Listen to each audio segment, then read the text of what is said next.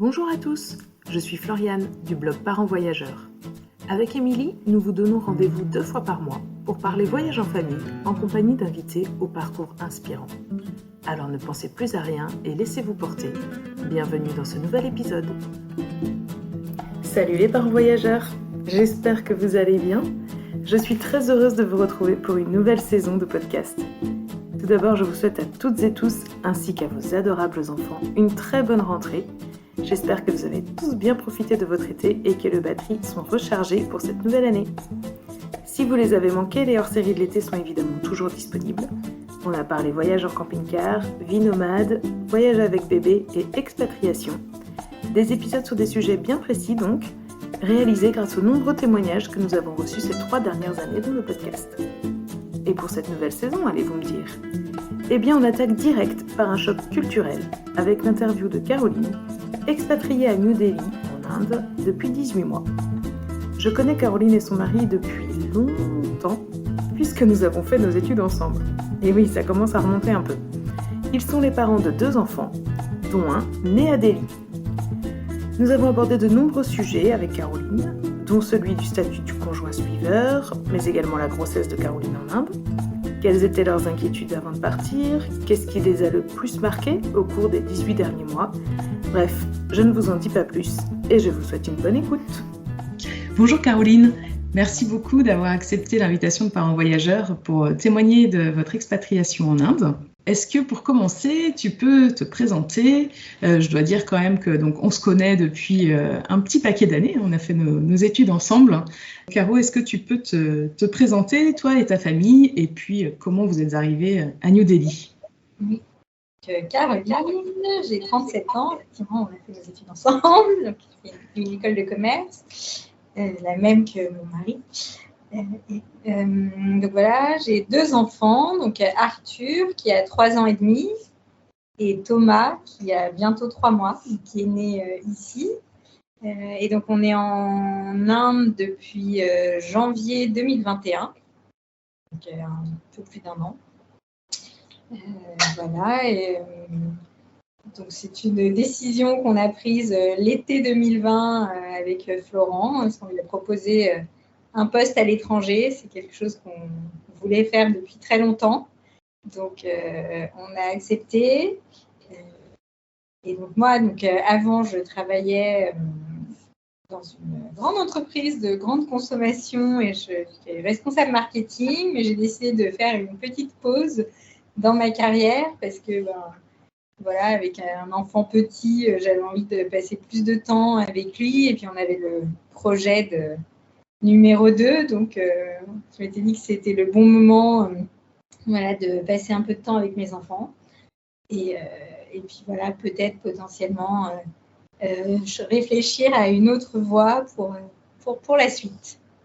Donc, voilà. Ouais, donc c'était une bonne opportunité à ce moment-là, finalement, pour votre famille de vous expatrier.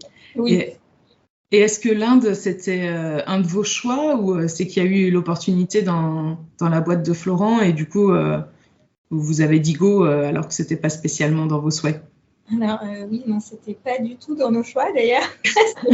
Florent, quand il a dit qu'il voulait partir à l'étranger, il avait fait un peu une liste de pays qu'il ciblait.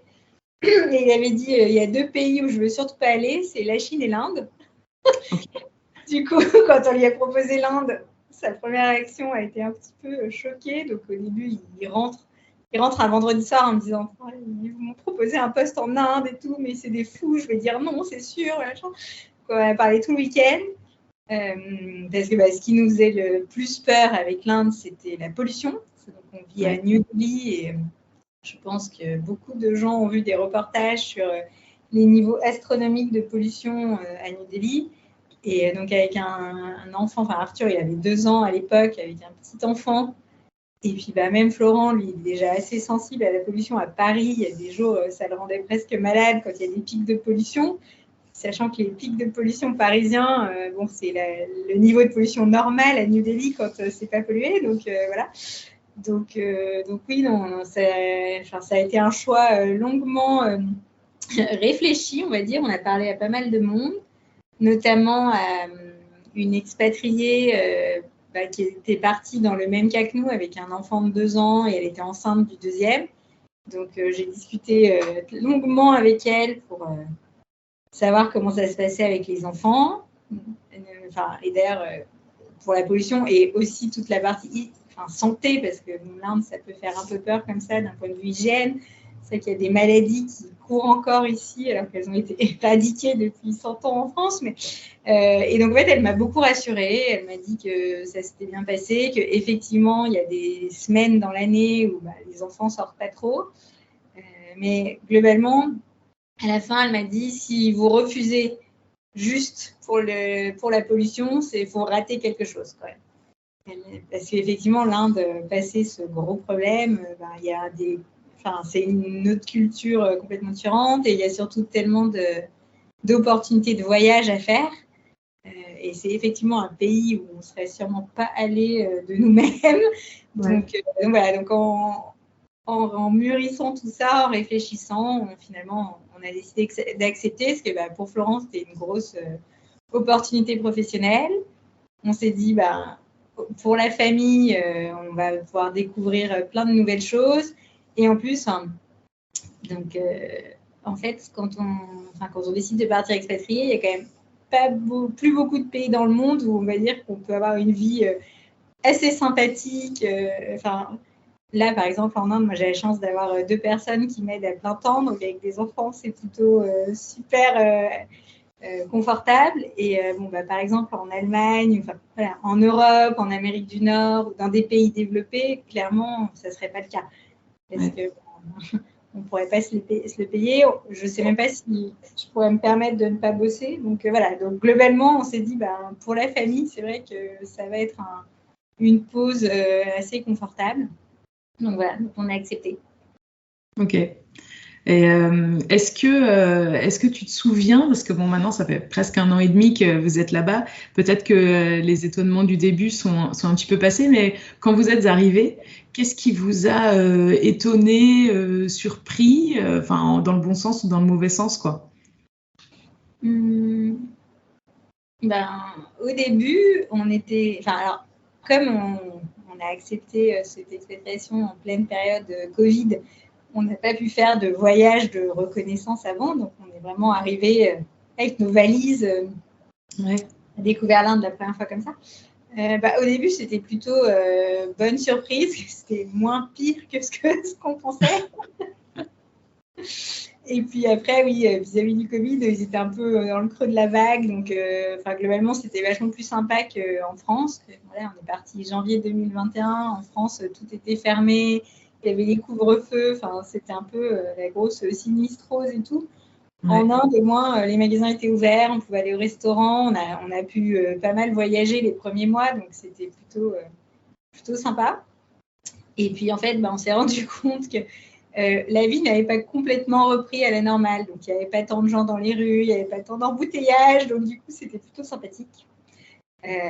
Voilà, on a rencontré aussi du monde assez rapidement parce que quand tu es expatrié, il y a des associations d'accueil des expatriés. Et puis Arthur est allé à l'école, donc on a vite rencontré les parents de ses copains. Donc c'est vrai que c'est assez sympa. Vite, tu te fais des connaissances. Il y a plein de gens qui sont là pour t'aider, qui te donnent tous les bons plans de où trouver de la viande, où trouver de l'alcool, où trouver du fromage. Donc, c'est plutôt sympa. Donc, vraiment une première impression assez positive.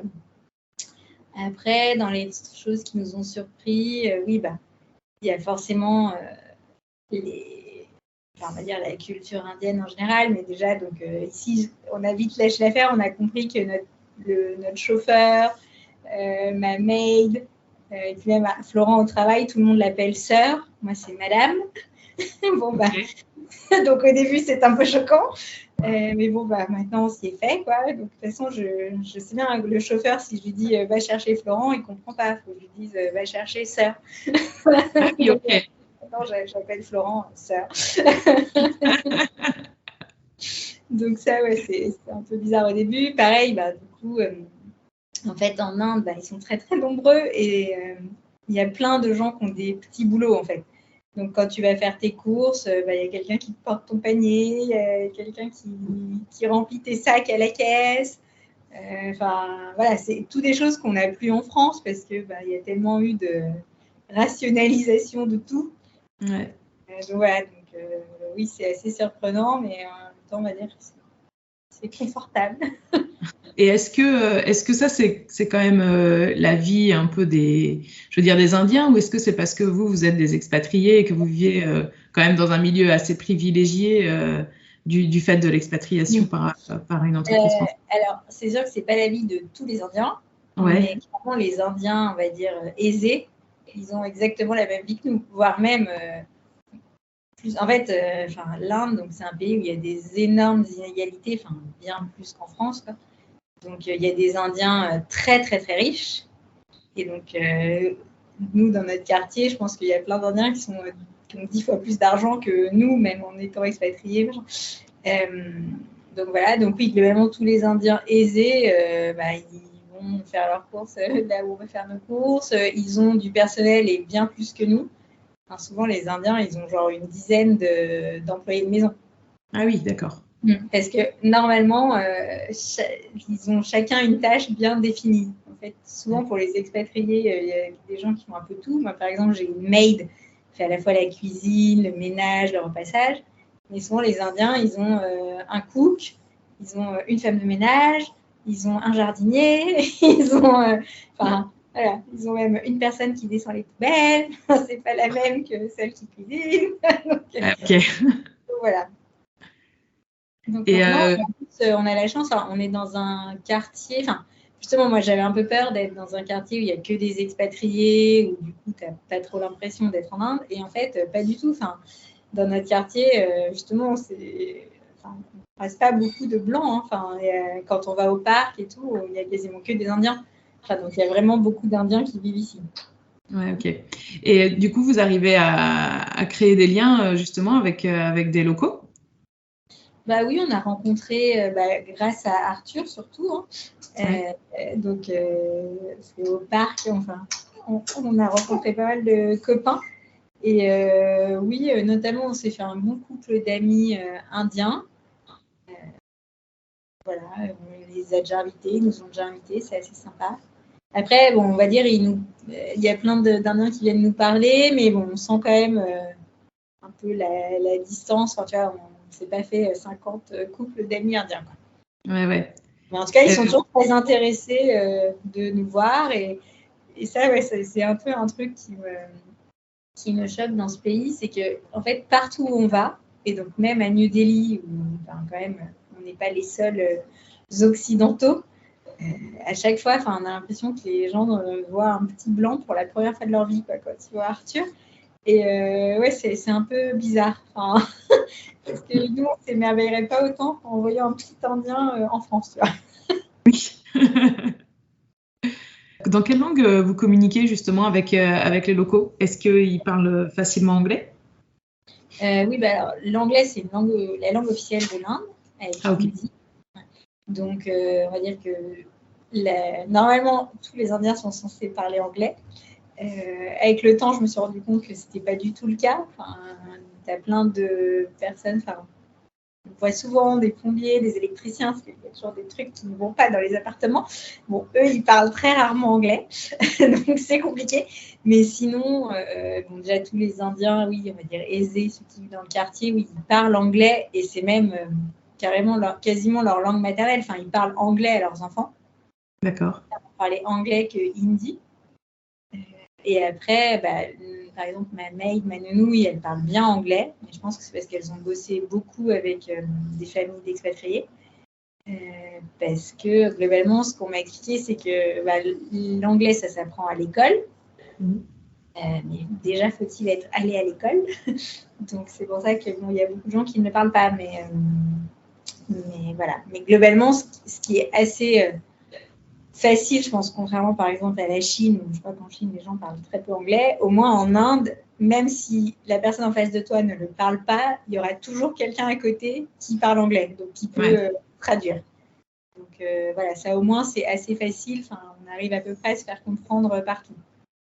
Ouais, bah, c'est vrai que c'est déjà une facilité pour vous adapter et construire votre vie. Parce que c'est vrai que nous, quand on était en Chine, donc avec Ludo, bon, ça commence à remonter maintenant, ça fait plus de 15 ans, donc peut-être ça a changé un petit peu, mais c'était pas facile du tout de trouver des gens qui parlaient anglais. En effet, et dans la vie de tous les jours, bah, nous, on était plutôt avec notre traducteur et notre petit dictionnaire toujours dans la poche pour essayer de se faire comprendre en chinois, quoi. Donc, c'est un peu différent. Tu parlais de l'école. Comment ça se passe pour Arthur? Parce que donc, quand vous êtes arrivé, il avait 2 ans, il n'était pas scolarisé en France. Comment ça se passe pour lui depuis que vous êtes là-bas? Oui, alors donc Arthur, avant qu'on vienne en Inde, il était à la crèche en France, donc je voulais qu'il continue à être dans un milieu en collectivité. Et donc on a de la chance, en fait, il y a un lycée français à Delhi qui a une classe de TPS, donc de toute petite section, qui accepte les enfants à partir de 2 ans. Du coup, il a commencé dès janvier, là, quand on est arrivé, donc il avait quasiment 2 ans et demi. Voilà, en toute petite section. Et puis là, en septembre, il est rentré en petite section maternelle classique. Donc, et ça a été facile de l'inscrire. Enfin, New Delhi, en plus, c'est une ville tentaculaire, non? C'est hyper grand. Du coup, le lycée français, il est près de chez vous. Enfin, comment ça... Du coup, on a cherché à habiter pas trop loin du lycée français. Ça, c'est à 15 minutes de chez nous, donc nickel.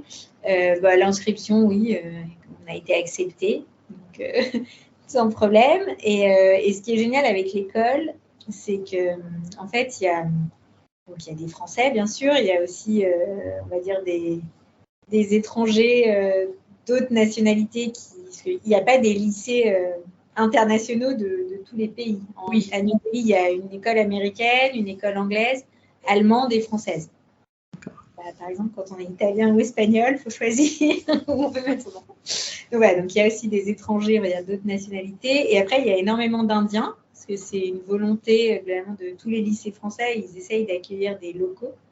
D'accord. Et du coup, surtout en maternelle, je trouve que c'est vraiment une super richesse, parce que, en fait, là, cette année, en petite section, donc, je crois qu'il y a plus d'Indiens que de francophones. Et en fait, donc l'école se fait en français, parce que c'est quand même l'école française. La maîtresse parle en français. Mais après, tous les jours, en fait, ils les séparent en 2 groupes. Et du coup, donc les Français, ils vont avec une prof d'anglais. Donc, ils font tous les jours de l'anglais. Et tous les non-francophones, ils vont avec une prof de français. Qui les aide à progresser en français et tout. Et donc, c'est impressionnant, à cet âge-là, les progrès qu'ils font. Enfin, Arthur, on voit qu'il comprend quand on lui parle en anglais. Il ne sait pas encore bien le parler, mais quand même, par moments, il me fait trop rire avec sa nounou. J'entends qu'il se parle en anglais, c'est trop mignon. Donc, il faut quand même dire des petites phrases. Non, mais c'est vrai que ça, c'est une chance unique, quoi, pour les si jeunes enfants de baigner comme ça dans plusieurs langues, parce qu'ils apprennent tellement vite à cet âge-là. Et du coup, par contre, vous continuez à lui parler en français. Vous n'avez pas mis... Oui. De toute façon, au début, quand on lui parlait un peu anglais, on lui avait acheté 2-3 livres et tout, il n'aimait pas, il ne comprenait pas. Changer de langue. Tu nous as dit aussi que donc au début, quand vous êtes arrivé, vous avez eu la possibilité de voyager un petit peu, de découvrir le pays, parce que le Covid n'était pas encore trop contraignant, on va dire, à cette période-là. D'un point de vue tourisme, qu'est-ce que vous avez fait ou qu'est-ce qu'il y a à faire qu'est-ce qu'on peut découvrir là-bas? Alors, l'Inde, c'est impressionnant. Enfin, donc, ils disent que c'est un pays continent. Ouais. Et c'est vrai, en fait. Et en fait, chaque région, c'est quasiment un pays différent. Donc, déjà, voilà, il faut aller voir un peu partout. C'est une langue différente. C'est même... Enfin, les gens sont différents physiquement. Ils ne s'habillent pas pareil. Et c'est vrai que pour avoir déjà un peu voyagé dans le nord et dans le sud, oui, on n'a pas toujours l'impression d'être toujours dans le même pays. Oui, d'accord. Et en plus, en termes de voyage, il y en a vraiment pour tous les goûts. Tu peux aller, il y a des plages. Voilà, tu peux faire des plages paradisiaques. Il y a les montagnes. Tu peux faire des treks dans l'Himalaya. Il y a tout ce qui est des beaux palais historiques. Enfin, il y a tous les palais des Maharajas du Rajasthan.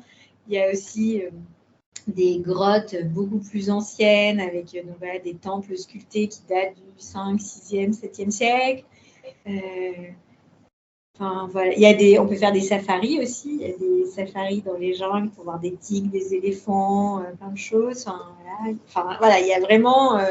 Ils ont aussi plusieurs religions dans ce pays. Donc, on peut visiter des temples bouddhistes, des temples hindous, des mosquées. Enfin, il y a des belles églises aussi, parce qu'il y a des coins où ils sont très, très catholiques. donc, il y a un peu de tout. Et donc, nous, on a la chance déjà, bien sûr, on est allé voir le Taj Mahal. La base. On a fait aussi quasiment les principales villes du Rajasthan. Donc ça, c'est magnifique. Jaipur, Jodhpur, Daipur. Là, il y a des palais magnifiques. Et on est allé à Goa. Donc ça, c'est pour la plage. Et donc Goa, c'est génial parce que en fait, donc c'était une ancienne colonie portugaise. Donc là, clairement, on n'a plus trop l'impression d'être en Inde. Enfin, les gens ont tous des noms portugais. Ça fait beaucoup plus. On sent qu'on est dans le sud, au bord de la mer. L'ambiance est vachement cool. Voilà, c'est marrant. Récemment, là, on est allé à Pondichéry. Ouais. C'est où, du coup, par rapport à l'Inde? Le sud, c'est vraiment le sud-est. Okay. Pareil, c'était un ancien comptoir français. Donc là, il y a des gens qui parlent français dans la rue, c'est marrant. Et on a fait aussi Calcutta. Donc aussi ambiance complètement différente. Enfin voilà, donc à chaque fois, en fait, à chaque voyage, on a l'impression d'aller dans un nouveau pays. Ouais, du coup, un peu l'idée, en effet, du pays continent, quoi. Et c'est facile de se déplacer? Alors oui, relativement. Enfin, déjà vu que c'est immense comme pays, il y a énormément de vols intérieurs. Ouais. On peut aller un peu de partout en avion. Il y a aussi des trains. J'avoue, les trains, on n'a pas encore testé, mais apparemment, c'est très bien, les trains en Inde. Et après, je trouve la seule limitation un peu, c'est que globalement, les routes, on va dire, ne sont pas dans le même état que chez nous.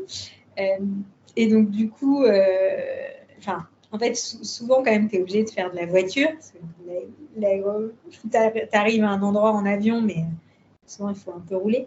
Et voilà, le seul problème, c'est que tu ne roules pas très vite. Enfin, les voyages en voiture sont vite longs. Donc, c'est juste que, tu vois, par exemple, pour partir juste un week-end de 2 jours, c'est souvent compliqué. Enfin, il faut vraiment faire du tourisme de ville, on va dire. Parce que dès que tu veux bouger un peu, il faut prévoir 5-6 heures de voiture. Ouais, ok. Mais vous pouvez conduire, vous, là-bas, ou pas? Alors, non. Alors, on pourrait, mais Florent ne veut pas se lancer. Donc, nous, on a un chauffeur, donc, tous les jours, comme quasiment tous les expatriés. Et pareil, quand on voyage, du coup, on loue une voiture avec chauffeur. Parce qu'en fait, ils conduisent, je ne sais jamais si on dit à gauche ou à droite, à l'inverse de nous. Oui, donc ils roulent à gauche. Voilà, à gauche. Et puis, autant à New Delhi, on va dire que c'est pas mal de grandes avenues et en pleine journée, finalement, donc dans le centre. Enfin, par exemple, pour faire le trajet chez nous à l'école, plusieurs fois, je me suis dit quand même, il faudrait que je me lance un jour. Ça m'a pas l'air si compliqué. Mais dès qu'on sort de New Delhi,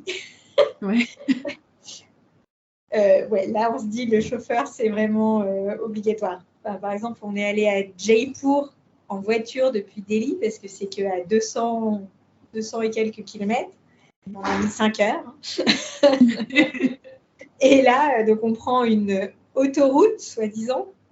Déjà, une autoroute où tu roules limité à 80. Et en fait, sur l'autoroute, il y a à la fois des scooters, il y a des tuk-tuk, il y a des gens en moto, ils sont 5 dessus, il y a des gens à contresens, il y a des vaches, bien sûr.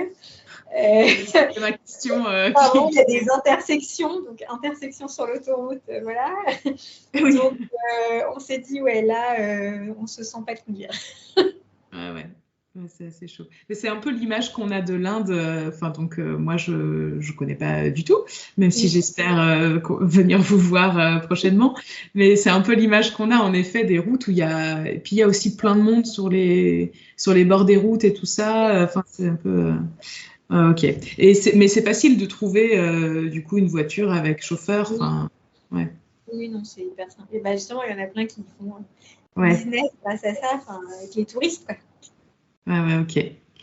Et vous avez d'autres projets là de voyage, enfin, peut-être qu'avec Thomas qui n'a que quelques mois.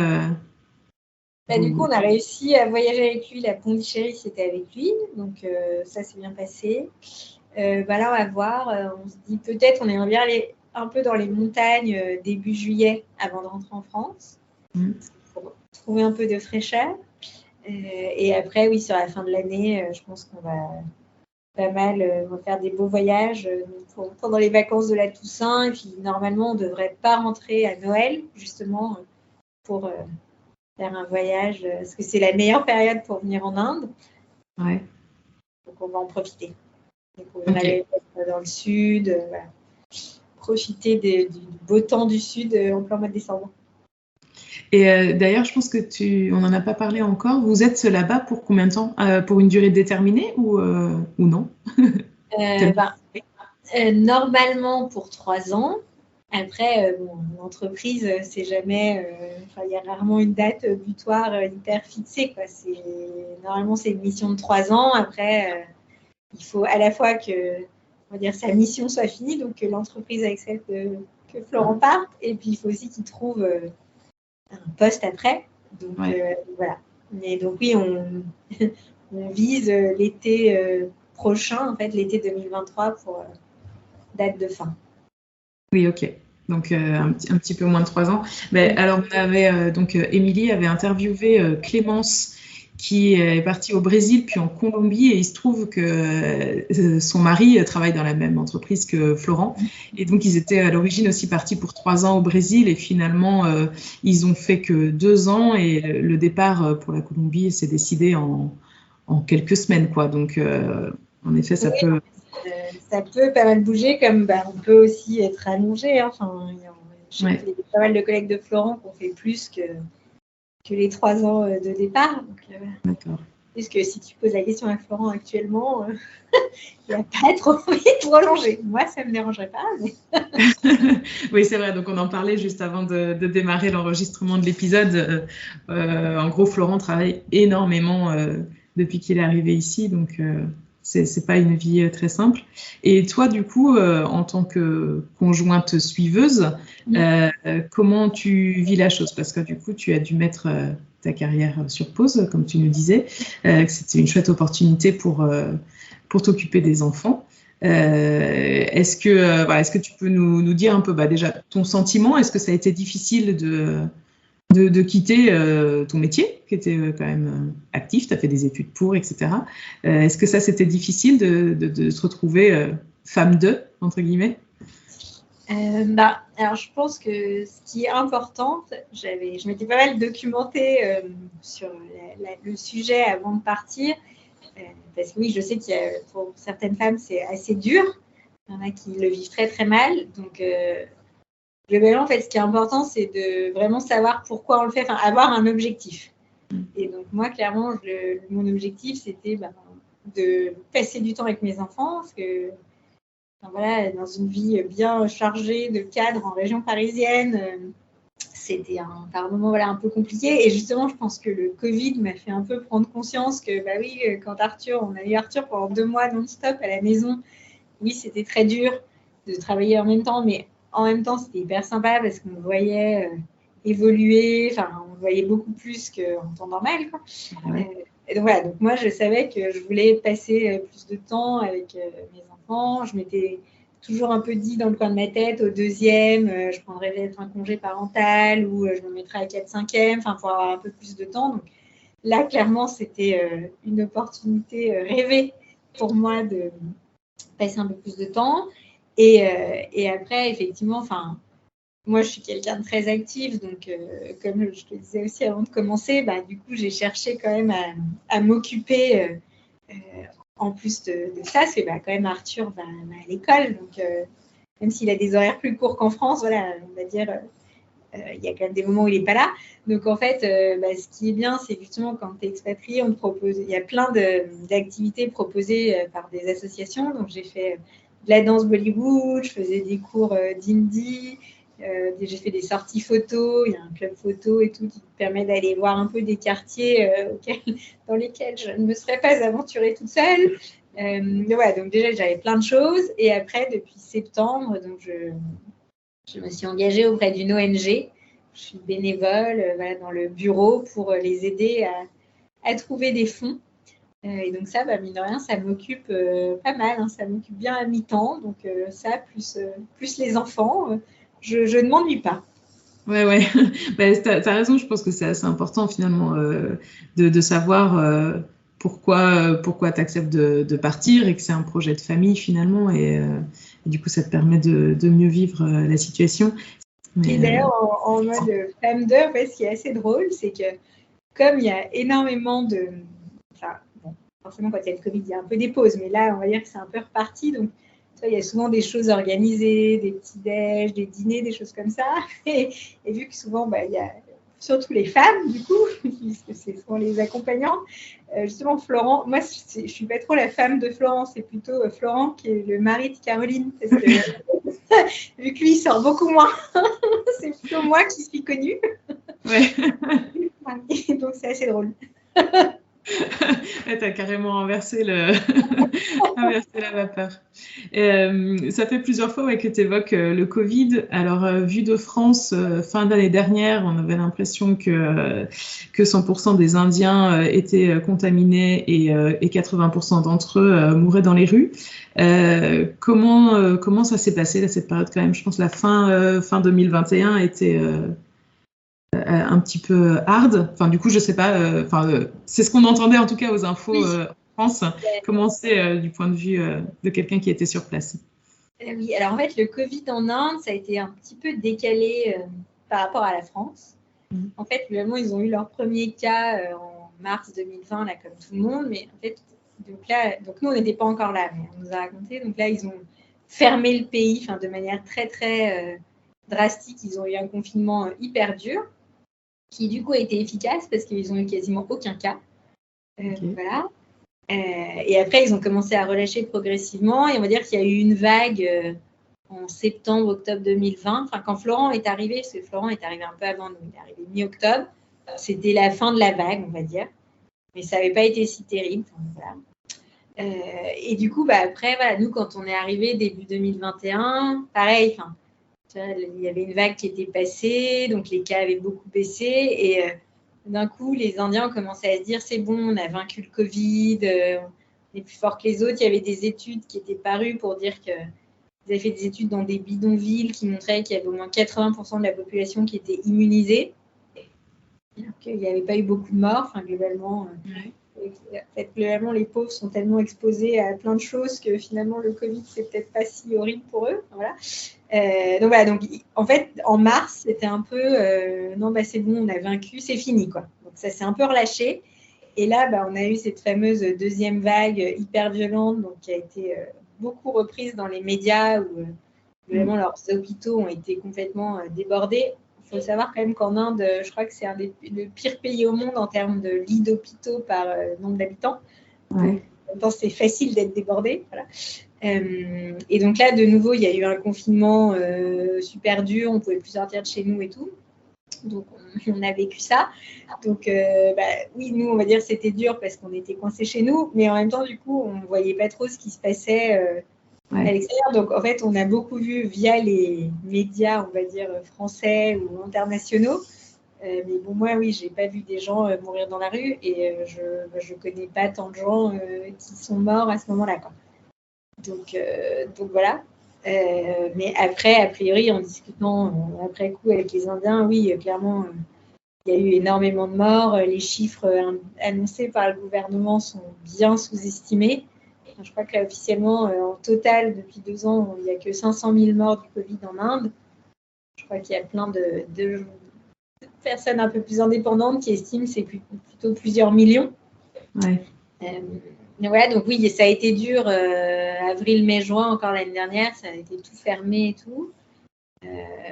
Et puis après, pareil, de nouveau, c'est redevenu assez normal. Et là, il y a Omicron qui est arrivé en début d'année. Donc, ils avaient recommencé un peu alors là, pas à confiner, mais on était confinés le week-end, il y avait des couvre-feux, ils avaient fermé les restaurants. Mais bon, c'est passé beaucoup plus vite et a priori, il n'y a pas eu beaucoup de morts. C'est juste qu'on a eu un mois de janvier, février qui n'était pas terrible. Et surtout, bon, on avait un peu peur parce qu'en fait, donc, l'Inde, pendant 2 ans, ils ont complètement fermé leurs frontières. Donc, les touristes ne pouvaient plus venir. Nous, on a réussi à y aller parce qu'on avait un visa employé, quoi. Et en fait, ils avaient annoncé qu'ils rouvraient les frontières et donc les visas touristiques en fin d'année dernière. Donc, on était super contents qu'enfin des gens allaient pouvoir venir nous voir, notamment la famille. Et là, quand Omicron est arrivé en janvier, on a eu un peu peur parce qu'ils ont remis plein de restrictions en place. Il y avait des quarantaines à l'arrivée. Et donc, heureusement, ils ont tout relâché mi-février. Donc, on a nos parents qui ont pu venir en mars pour la naissance de Thomas. Donc, ça, c'était cool. Ouais, c'est chouette, oui, parce que du coup, sinon, depuis que vous êtes là-bas, vous n'avez pas pu accueillir... Il n'y a eu aucun visiteur. Ouais. Et vous avez pu revenir en France quand même l'été dernier, c'est ça? Oui. Et à Noël aussi, vous êtes rentré? Et on est rentré à Noël aussi. Oui, en fait, la France, globalement, ça va. Enfin, le fait d'être français, globalement, tu as le droit de rentrer dans le pays. Et après... oui, avec des tests PCR ou maintenant, vu qu'on est vacciné et tout, quand tu es vacciné, tu n'as plus besoin de tests PCR pour rentrer en France. Mais oui, globalement, rentrer en France, ça va. À chaque fois, c'est toujours un peu l'inconnu. Est-ce que pour retourner en Inde, ça va aller? Notamment, Noël cette année, c'était compliqué parce que comme Omicron est venu entre-temps, ils avaient réimposé des quarantaines et a priori, quand tu avais un test à l'arrivée à l'aéroport et si tu étais positive, ils allaient te mettre dans des hôtels, un peu te parquer et tout. Donc, on avait un peu peur de ça parce que comme en France, quand même, Noël, c'était la folie, les cas. C'était un peu notre angoisse de rentrer et d'être positif. Mais heureusement, ça n'a pas été le cas. Oui, vous êtes passé entre les gouttes. Oui. Ok. Et alors, en ce moment, on entend de nouveau pas mal parler de l'Inde. Donc, on enregistre toute fin du mois de mai 2022 avec des températures plus que caniculaires sur la partie nord de l'Inde et sur le Pakistan. Comment ça se passe du coup? Effectivement, il fait très chaud. Ouais. Oui, c'est impressionnant. Enfin, après, moi, j'ai l'impression que c'était déjà le cas l'année dernière, mais bon, effectivement, peut-être qu'il y a 10-15 ans, ça n'était pas. Mais oui, là, on a des jours où ça monte jusqu'à 45. Donc, en fait, là, avec un bébé de 2-3 mois, clairement, on ne sort pas beaucoup. Ouais. Et donc, on a la chance, nous, d'avoir la climatisation chez nous. Donc, en fait, globalement, chez nous, ça va, on est bien, on est au frais. Mais oui, dès qu'on sort, c'est super compliqué, quoi. Et je sais qu'à l'école, par exemple, ils ne vont pas en récréation l'après-midi, ils font à l'intérieur parce qu'il y a des températures affreuses. Et donc, la semaine dernière, il y a eu des orages qui ont fait tout de suite baisser les températures. C'était redescendu en dessous de 30 degrés. Donc là, c'était la folie. Donc la semaine dernière, je suis sortie tous les jours. On est allé au parc et tout. C'était trop bien. Ouais. Mais sinon, sinon on reste beaucoup à l'intérieur. Et c'est pas trop dur quand même cette vie où tu as la pollution, tu as la chaleur, et puis quand ça va, tu as le Covid. C'est quoi votre sentiment par rapport à ça? Est-ce que vous imaginiez peut-être pouvoir vivre un peu plus à l'indienne ou non, de toute façon? On savait, pour avoir parlé à des gens avant de venir, on savait que de toute façon, on n'allait pas passer tant de temps dehors, moins de temps dehors qu'en France. Parce que oui, il y a les mois de pollution, il y a les mois de forte chaleur. Le Covid, on ne savait pas trop, mais... et donc, non, mais on s'adapte, en fait. Et justement, là, nous, on a déménagé en début d'année parce qu'on voulait une chambre de plus pour accueillir Thomas. Et du coup, on a pris un appartement où, quand je l'ai visité, moi, j'ai tout de suite vu le potentiel. Florent m'a un peu prise pour une folle au départ, mais en fait, donc, on a un appartement et on a aussi le basement, donc on va dire le sous-sol, qui fait la taille de notre appartement. Donc, c'était une grande pièce toute vide. Donc, quand Florent a vu ça, il m'a dit « Mais qu'est-ce que tu veux qu'on fasse de genre 150 mètres vide? Qu'est-ce qu'on va faire de ça ?» Et en fait, non, on l'a transformé. C'est la salle de jeu d'Arthur. Comme ça, il peut faire du vélo dedans et tout. Enfin, voilà, c'est suffisamment Ouais, grand. C'est notre salle de sport. Un vélo, un tapis de course, parce que Florent, c'est un grand sportif, mais voilà, ça fait 2 ans qu'il n'est pas allé courir en extérieur. Parce qu'avec la pollution ou la chaleur, c'est pas possible. Donc voilà, globalement, voilà, pour moi, je dis que c'est notre jardin intérieur. Ouais. On a installé une cabane, peut-être qu'après on mettra des toboggans et tout. Enfin voilà, globalement on s'adapte parce que clairement, malheureusement, on ne peut pas passer beaucoup de temps dehors parce que même quand il fait moins chaud, je me rappelle l'année dernière quand on est rentré de vacances fin août, donc c'était pendant la mousson. Donc oui, il pleut, mais en fait il fait encore super chaud et du coup très humide. Donc c'est horrible le ressenti. C'est encore pire qu'actuellement où la chaleur est sèche. Et en plus, il y avait plein de moustiques, il y avait des épidémies de dingue et tout. Donc t'as pas trop envie de passer du temps dehors. Donc voilà, globalement, ça dit oui, en fait, il faut avoir une grande maison, un grand appartement pour pouvoir passer beaucoup de temps à l'intérieur. Ouais. Bon, et ça, du coup, merci au statut d'expatrié, non, qui peut vous permettre de vivre un peu cette vie quand même dans un petit cocon et d'en profiter quand même, quoi, sans trop tuer. Nous, bien sûr, on ne subit pas trop la chaleur, quoi. Ouais. Je vois que le temps passe. J'aimerais qu'on aborde un dernier sujet. Donc, on l'a dit, ton petit Thomas est né il y a donc quelques mois. Tu as fait toute ta grossesse en Inde. Est-ce que tu peux nous en parler un peu évidemment, quelles sont les différences avec ta grossesse que tu avais vécue en France? Oui, alors c'est vrai qu'à chaque fois que je rencontrais quelqu'un, soit en France, soit en Inde, et que la première question qu'on me posait, c'était « Mais tu vas accoucher en Inde ?» Moi, j'avais pas l'impression de faire un truc si extraordinaire. Mais bon, oui, ça génère beaucoup de questionnements, d'étonnements et d'inquiétudes pour les gens. Et même les Indiens, ils étaient hyper surpris de se dire « Ah oui, tu vas accoucher en Inde ?» Mais c'est sûr si ça vient des Indiens. Non, mais globalement, tout s'est très bien passé. Globalement, il y a des très bons médecins en Inde, donc je n'étais pas vraiment inquiète à ce sujet. On va dire que oui, les grosses différences, c'est le suivi médical. Ma gynécologue est très bien et tout, et pas de souci, elle a plein de diplômes. Le seul truc, je le savais avant, mais ici, on ne te regarde pas trop. Enfin, moi, elle m'a toujours auscultée tout habillée, par exemple. Donc, voilà, je me dis, bon, j'espère qu'il n'y a pas de gros problèmes. Après, c'était ma deuxième grossesse, donc déjà, j'étais pas trop...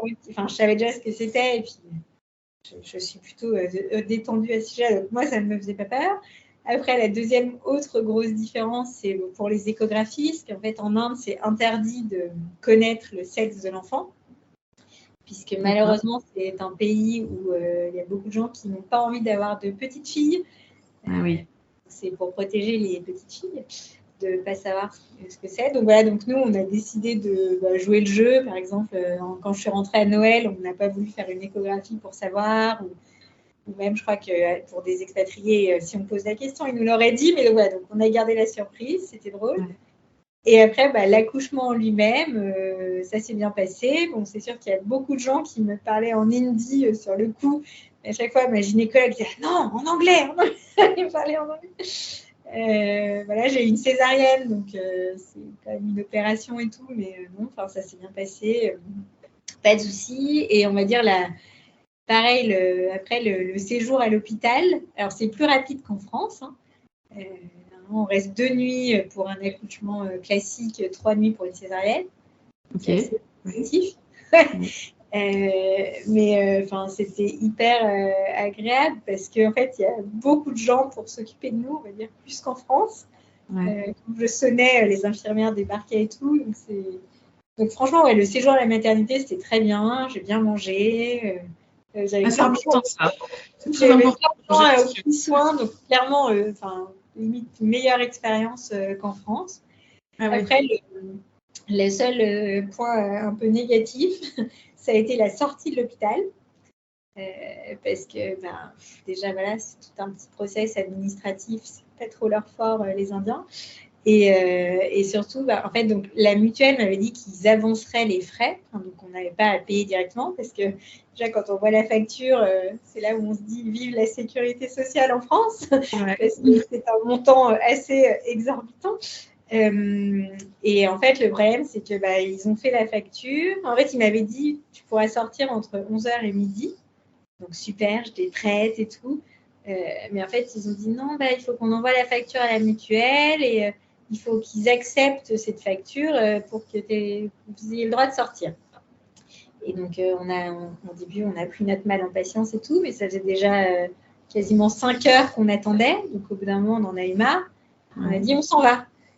Et en fait, non, en Inde, tant que tu n'as pas payé, tu ne sors pas, quoi. Donc, voilà, j'ai commencé à m'énerver un peu. On nous a envoyé la sécurité pour nous empêcher de sortir. Ils ont fermé le portail de l'hôpital pour pas qu'on parte. Oui, carrément. Oui, non, c'était un peu traumatisant. Parce que, voilà, en fait, ça fait partie de ces pays où la médecine, c'est un peu la médecine business, quoi. Et donc, oui, tant que tu n'as pas payé la note, tu ne sors pas. D'accord. Donc, j'avais beau leur dire, mais j'ai un bébé, là, il a 3 jours, laissez-moi rentrer. Enfin, Florent a dit, laissez-les partir, je reste. J'attends l'accord de la mutuelle, laissez partir ma femme et mon fils, et ils ne voulaient pas. Enfin, ça a duré, on a négocié 3 quarts d'heure encore en bas, où moi, j'étais un petit peu énervée, parce qu'il y avait les hormones aussi qui jouaient. Et c'est finalement ma gynéco qui est intervenue et qui leur a dit, non, mais laissez-la partir, je me porte garante pour elle et tout. Mais Florent est quand même resté. Et voilà, et après, il y a eu l'accord de la mutuelle, donc il a pu rentrer, mais donc c'était très compliqué. Et en fait, oui, maintenant, je retourne dans cet hôpital, parce qu'on va dire pour le pédiatre, toujours une petite appréhension en y allant, mais voilà, ce qui me fait, à chaque fois, je suis morte de rire, c'est que, en fait, là-bas, avant de voir le médecin, il faut payer. Sinon, tu montes ta facture quand tu arrives pour bien prouver que tu as payé ta note pour avoir le droit de voir ton pédiatre. D'accord. Et pareil, là, on a commencé les vaccinations. Et je vois le pédiatre, j'ai payé ma consultation, je vois le pédiatre, il me prescrit les vaccins, je vais aller acheter les vaccins, heureusement à la pharmacie de l'hôpital, et après j'ai le droit de faire vacciner mon enfant. Donc c'est tout comme ça, donc c'est très très drôle. Et d'ailleurs l'autre jour j'ai vu aussi, il y avait un panneau promotionnel, donc il y a des promotions sur les vaccins, si tu achètes tout un package, tu as une réduction. Et là je me suis dit, c'est vraiment un autre monde. Ouais. On a la chance en France de ne pas connaître ça. Ouais, c'est vrai. Et d'ailleurs, on s'en rend pas toujours compte en fait de la chance qu'on a quand on est en France et quand on a vu comment c'était ailleurs, qu'on est en mesure de se dire finalement tout ne marche pas de travers en France. Et en fait, pour en avoir parlé à d'autres expatriés qui ont vécu dans d'autres pays, en fait, ils me disent oui, finalement, ton expérience, c'est un peu la même dans plein de pays. En fait, c'est vraiment plutôt la France qui est une exception. C'est pareil aux États-Unis, toute l'Amérique du Nord, tant que tu n'as pas sorti ta carte bleue, on ne te soigne pas. Dans beaucoup de pays, c'est malheureusement comme ça. Ouais. Et du coup, je ne sais pas si tu sais, mais les Indiens ont facilement accès aux soins de manière générale ou non, du coup, de ce fait-là, parce que ça reste trop cher. En fait, moi, j'étais dans un hôpital privé. Donc, clairement, là, ce n'est pas tous les Indiens qui ont accès. Ouais. Et après, il y a des hôpitaux publics, du coup, qui sont, à mon avis, plus sommaires, on va dire. Et c'est vrai que j'avais vu un reportage l'année dernière, justement, en pleine période de la crise Covid, où justement, il y avait une journaliste de la BBC qui était allée filmer en caméra cachée dans un hôpital de campagne, vraiment dans la campagne indienne. Et oui, là, quand tu vois le truc, tu te dis... oh mon Dieu, t'as pas envie d'être malade. Nous, je pense que même les hôpitaux publics de New Delhi, ça va quand même, parce que c'est une grosse ville, c'est la capitale. Je pense qu'ils tiennent quand même la route. Mais oui, après, en plein cœur de l'Inde, c'est un peu, ça ressemble à un dispensaire. Le médecin, je ne sais même pas s'il est médecin, ça fait un peu peur. Donc oui, malheureusement, dans ce pays, il y a tout, mais pour tout, en fait, la grande majorité qui n'a pas grand-chose et du coup qui a accès à grand-chose. Et parce qu'en plus, on a découvert, c'est comme on disait avant, mais oui, finalement, le système français, il est assez magnifique. Parce qu'en Inde, en fait, globalement, ils cotisent pour rien, mais du coup, il n'y a aucun service public. En fait, même tu as une grippe, tu dois aller te faire soigner à l'hôpital, si tu payes, en fait, il n'y a personne qui va te rembourser. Et j'imagine que les Indiens riches, peut-être, qui cotisent à une mutuelle, donc on leur rembourse un peu, mais monsieur et madame tout le monde, je ne pense pas qu'ils ont ça, et du coup, ils payent de leur poche. Donc, il y en a beaucoup qui ne vont pas se faire soigner. Et il n'y a pas non plus de retraite, par exemple. Les Indiens bossent, mais ils cotisent à rien du tout. Donc, en fait, il faut qu'ils économisent toute leur vie pour avoir de l'argent quand ils arrêtent de travailler. Donc, Okay. c'est assez... voilà. Globalement, je pense qu'ils ne payent peut-être pas beaucoup d'impôts ici, mais du coup, il n'y a aucun service, quoi. Ouais.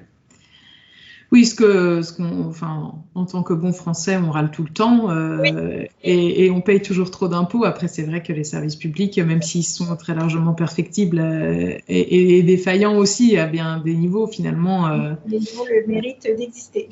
Exactement, ouais. Pour terminer un peu cet épisode, est-ce que tu pourrais nous partager peut-être un moment ou une rencontre qui vous a marqué, que vous avez vraiment aimé, ou un lieu, et puis à l'inverse, quelque chose qui vous agace peut-être dans votre vie quotidienne, ou un plus et un moins? C'est dur, parce que oui, il y a quand même beaucoup de choses marquantes. La première qui me vient en tête, du coup, c'est pas trop d'un point de vue familial, mais c'est plus moi. En fait, donc comme je te dis, je suis volontaire dans une ONG. Et du coup, c'est une ONG qui soutient 10 ONG sur Delhi.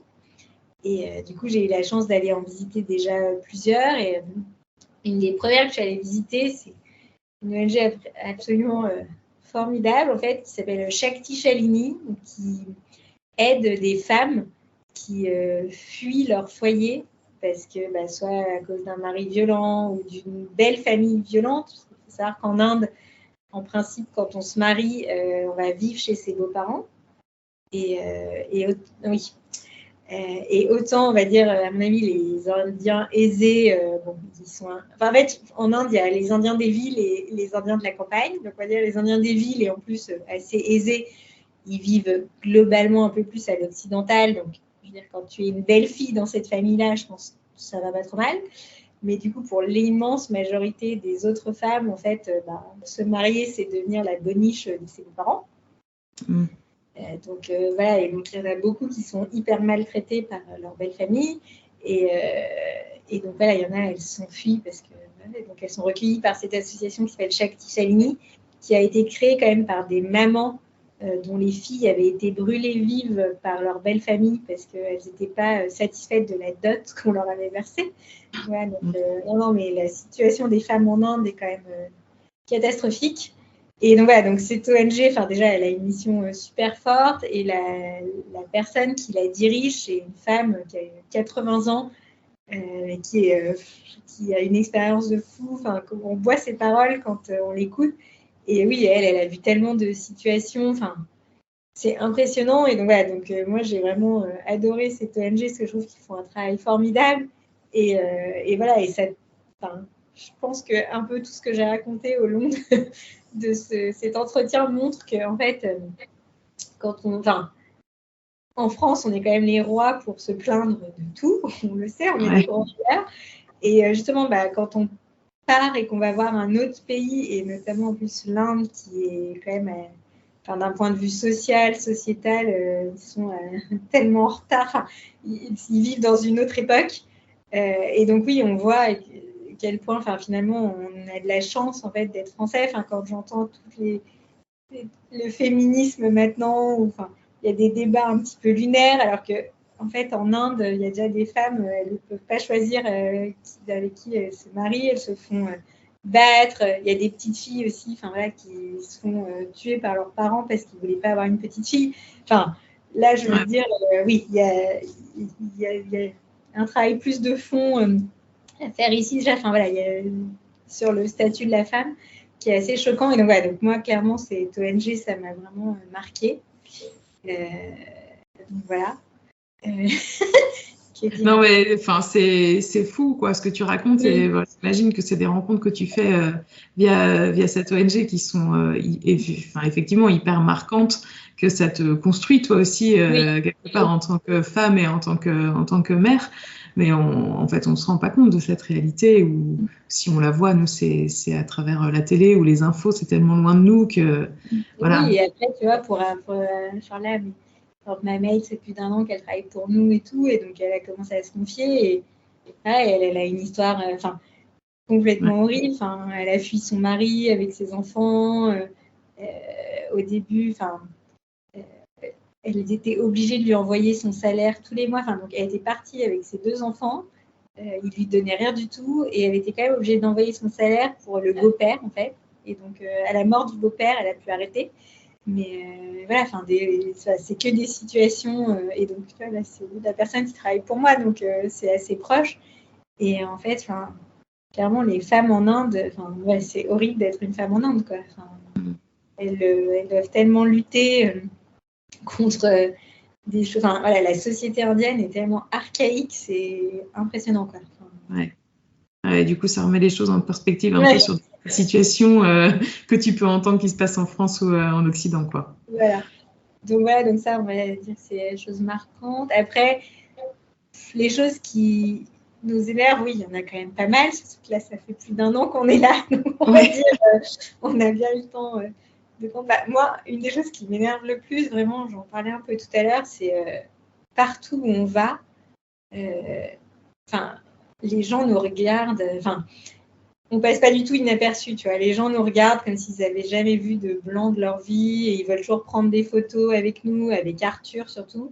Donc on n'aime pas trop ça, parce qu'on ne sait jamais trop où vont finir les photos. Puis en plus, Arthur, déjà, il n'aime pas qu'on le prenne en photo nous, alors un normal, il ne pas autant de faire. Et en fait, au début, ça nous faisait rire, et là, c'est un peu choquant, parce qu'on se dit, tu vois, c'est bizarre, parce qu'en plus, souvent, quand même, on va dans des lieux assez touristiques, donc tu vas pas me dire qu'ils n'ont jamais vu des Occidentaux. Donc, c'est un peu malaisant. On se dit, c'est vraiment qu'ils voient qu'on est différent, quoi. On n'est vraiment pas comme eux. Donc, c'est un peu choquant. Donc, on va dire ça. Et après, oui, le côté, clairement, je pense que la culture, la culture indienne est tellement à l'opposé de la nôtre. Il y a plein de choses dans notre quotidien qui nous énervent, parce que voilà, on fonctionne pas comme eux, et notamment sur le coup de la planification, anticipation, ce que je te disais avant de commencer. Donc voilà, ils connaissent pas ils connaissent pas le mot planning, ils savent pas ce que c'est, et du coup, ça en est saoulant, parce que en fait, quand tu veux faire venir, par exemple, tu as un problème, tu veux venir un plombier, il dit oui, je vais venir, mais tu sais jamais quand, il sonne à n'importe quelle heure, tu vois, il peut même arriver à 20h le soir, du coup, tu peux rien prévoir, en fait. Donc, c'est toujours quand il dit oui, je viens demain matin, donc toi, tu es là, tu attends et tout, et puis en fait, il se pointe à 17h, et voilà, c'est des petites choses du quotidien qui, en fait, à la longue, ça devient un peu épuisant, quoi. Ouais. Est-ce que vous avez, vous savez pas exactement quand se terminera cette expatriation en Inde, on en a parlé tout à l'heure. Est-ce que vous avez des envies pour la suite d'un nouveau pays, ou vous souhaitez rentrer en France? Pour le moment, quel est votre état d'esprit? Parce que ça peut changer. C'est vrai qu'on ne sait pas trop. Il va falloir qu'on se pose la question dans les prochains mois, pour que Florent demande en fonction. J'avoue que rentrer en France, d'un côté, oui, on a super envie, parce que quand même, on a passé toute notre vie en France, donc quand même, il y a plein de choses qui nous manquent, dont la famille et les amis, bien sûr. Après, ça fait quand même un petit peu peur, parce que là, on a quand même la belle vie ici. Et je sais que le retour sera difficile, de se confronter à la réalité. On aura pas une aussi grande maison, on aura moins d'aide, il va falloir que je retourne au boulot. Donc oui, d'un côté, ça fait un peu peur aussi. Et du coup, on se dit pourquoi pas. Il faudra voir qu'il a comme opportunité. Mais oui, on se dit pourquoi pas enchaîner sur un deuxième pays, histoire de... Je pense que c'est plus difficile de rentrer puis repartir à l'étranger quelques années après que d'enchaîner 2 expériences d'affilée. Donc voilà, à voir. Mais ouvert aux deux possibilités. Ok, bon bah évidemment, moi je suivrai tout ça puisqu'on va rester en contact et puis à l'occasion du coup pour une expatriation suivante ou pour le retour, on te réinvitera avec plaisir sur le podcast. Merci beaucoup Caro d'avoir partagé ton expérience et de nous avoir accordé du temps pour nous raconter un petit peu la vie d'expatrié en Inde. Merci beaucoup. Merci. Encore une fois, un grand merci à Caroline d'avoir partagé avec nous son expérience d'expatriation en Inde. J'espère que cet épisode vous a plu et que vous avez appris des choses. L'Inde est un pays continent qui fascine les voyageurs autant qu'il les rend fébriles. Je devrais d'ailleurs pouvoir vous en dire plus dans les semaines à venir, puisque depuis l'enregistrement de l'épisode, nous avons réservé nos billets pour rendre visite à Caroline et Florent à la Toussaint. Comme d'habitude, si vous avez aimé cet épisode, n'hésitez pas à lui mettre 5 étoiles sur votre plateforme d'écoute, nous laisser un commentaire, le partager sur les réseaux et en parler autour de vous. Cela nous aide à gagner en visibilité. À bientôt!